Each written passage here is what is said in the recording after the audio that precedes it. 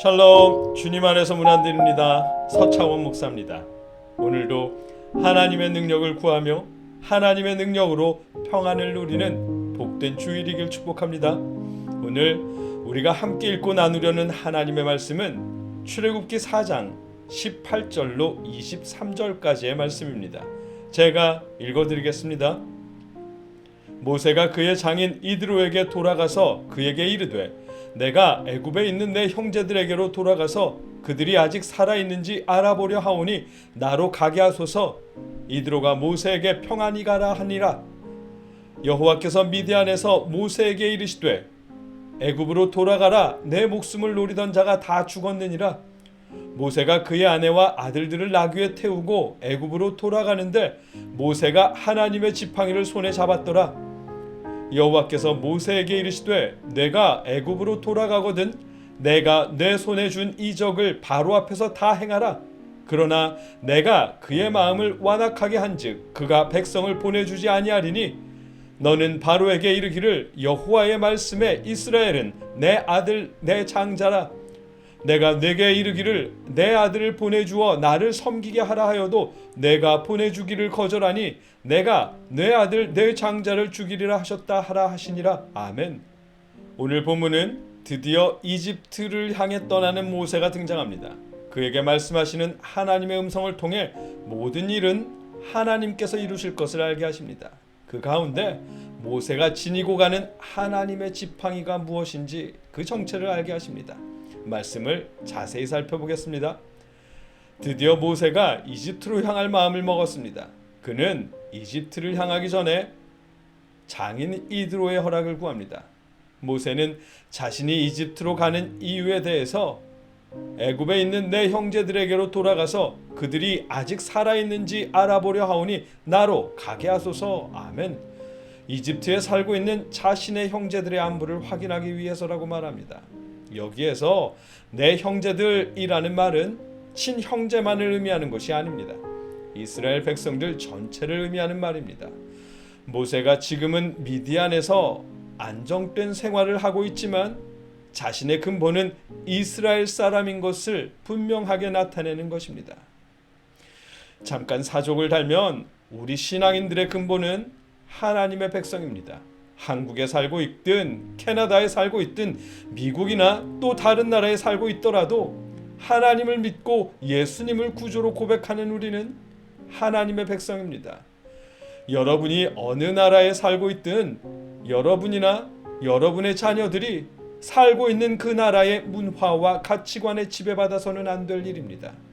하나님의 자녀로 하나님 나라의 문화와 가치관에 영향을 받도록 하나님의 말씀 복음서를 통한 예수님의 가르침을 읽어주고 가르쳐야 합니다. 유대인들이 어디에 살고 있든지 간에 출애굽으로부터 3500년의 세월이 흘렀어도 여전히 유월절을 지키며 자신들의 뿌리가 하나님께 있음을 잊지 않는 것처럼 말입니다. 우리 믿는 사람들도 그들처럼 우리 자녀들을 가르쳐야 합니다.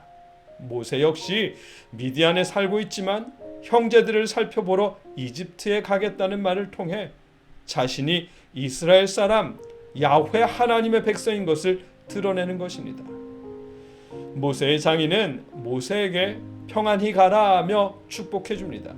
제가 제일 좋아하는 인사말이고 예수님이 부활하셨을 때 제자들에게 제일 먼저 하신 인사말 샬롬이라는 말로 모세를 보내줍니다.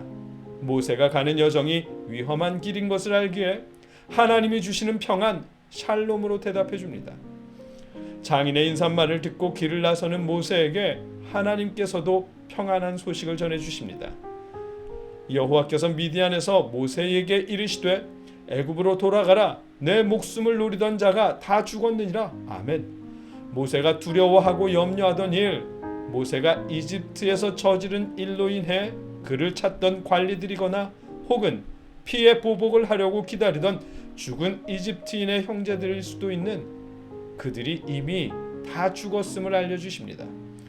모세가 걱정하지 않고 이집트를 향해 갈 수 있도록 하나님께서 그곳의 소식을 미리 전해주신 것입니다.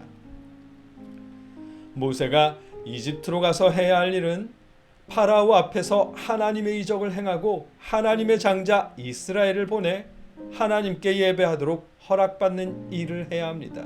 그러나 그 일들이 단순하고 쉽게 한 번의 시도로 끝날 것은 아닙니다. 왜냐하면 하나님께서 파라오의 마음을 완악하게 하실 것이기 때문입니다. 하나님이 파라오의 마음을 완악하게 하시는 이유는 23절 내가 내게 이르기를 내 아들을 보내주어 나를 섬기게 하라 하여도 내가 보내주기를 거절하니 내가 내 아들 내 장자를 죽이리라 하셨다 하라 하시니라. 아멘. 이 장자 죽음의 심판까지 이어가시기 위해서입니다. 이 심판은 단순히 장자를 죽인다는 의미가 아닙니다. 이집트 최고 신의 현신인 파라오의 장자를 치심으로 야훼 하나님만이 참 하나님인 것을 알리신다는 의미입니다. 그것을 위해 파라오의 마음을 완악하게 하실 것이라는 의미입니다. 그 사실을 하나님께서 모세에게 미리 말씀하시는 것은 출애굽의 모든 일이 하나님의 능력으로 이루어질 것을 알려주시기 위한 것입니다. 오늘 본문의 내용입니다. 우리는 이 말씀에서 한 가지 발견하게 되는 것이 있습니다. 그것은 하나님의 지팡이의 정체입니다. 하나님의 모든 능력은 모세가 지니고 출발한 하나님의 지팡이에서 비롯될 것입니다. 모세가 하나님의 지팡이를 손에 잡았더라. 아멘. 하나님의 지팡이라고 해서 하나님이 직접 신비한 나무를 가져다가 새롭게 만들어준 마법 지팡이가 아닙니다. 지난 4장 2절에서 본 것처럼 여호와께서 그에게 이르시되 내 손에 있는 것이 무엇이냐? 그가 이르되 지팡이니이다. 아멘. 모세가 그동안 장인의 양을 칠 때 사용하던 평범한 지팡이였습니다. 모세가 늘 지니고 다니던 평범한 지팡이가 하나님의 능력을 나타내는 하나님의 지팡이가 된 것입니다. 그렇다고 오해하지 말아야 할 것은 지팡이에 놀라운 능력이 임했다는 놀라운 능력이 있어서 하나님의 지팡이라고 불리는 것은 아니라는 사실입니다. 지팡이가 없더라도 하나님의 능력은 얼마든지 어떤 방식으로든지 나타날 수 있습니다. 다만 모세가 양을 칠 때 늘 지니고 다닌 모세에게 익숙한 지팡이여서 모세가 지니고 가는 것이고 그 지팡이를 통해 하나님이 능력을 나타내시는 것뿐입니다. 그렇게 하나님의 지팡이라고 불리게 된 것입니다. 이 사실로 우리가 깨닫는 것은 하나님의 능력으로 함께 하실 때 평범한 나무 지팡이가 하나님의 지팡이가 되었다는 사실입니다. 하나님의 능력이 함께 하실 때 말주변이 없다던 실패자였던 모세가 파라오와 맞설 수 있게 되었다는 사실입니다. 모세가 앞으로 파라오와 싸울 수 있는 모든 이유는 모세의 능력 때문이 아니고 모세가 지닌 지팡이의 능력 때문도 아닙니다. 오직 모세와 함께 하시는 하나님의 능력 때문입니다. 하나님의 능력이 함께 하실 때 평범한 지팡이가 하나님의 지팡이가 될 수 있습니다. 우리가 아무리 잘났더라도 하나님의 능력을 의지하고 하나님의 능력을 구해야 하는 이유입니다. 하나님의 능력을 의지하십시오. 하나님의 능력을 구하십시오. 여러분이 가진 능력을 백분발휘할 수 있도록 하나님의 능력을 구하십시오. 앞뒤가 꽉 막힌 듯 느껴질 때면 그 막힌 길을 뚫고 나갈 힘과 지혜, 능력을 구하십시오. 모든 일이 생각처럼 술술 잘 풀린다면 그 때문에 교만해지고 하나님을 떠나지 않도록 붙잡아 주시는 하나님의 능력을 구하십시오. 이 어려운 시대에 우리가 하나님의 백성으로 살아갈 수 있는 길은 하나님의 은혜, 하나님의 능력이 함께 하실 때 가능한 일입니다. 내가 나 된 것은 하나님의 은혜로 된 것이니라는 고린도전서 15장 10절의 말씀처럼 하나님의 은혜, 하나님의 능력이 함께 하실 때 우리가 하나님의 백성으로 이 시대를 이길 수 있습니다. 하나님의 능력을 구하십시오.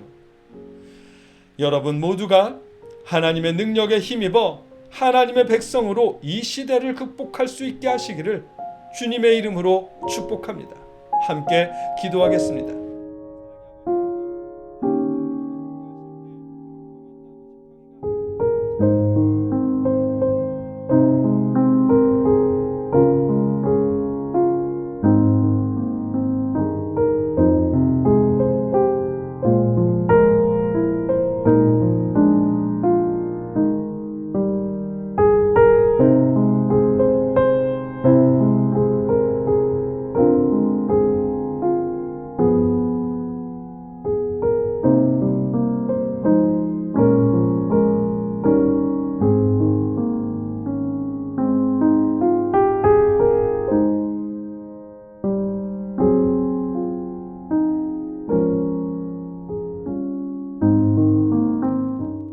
예수 그리스도의 은혜와 하나님의 사랑과 성령의 교통하심이 너희 무리와 함께 있을지어다.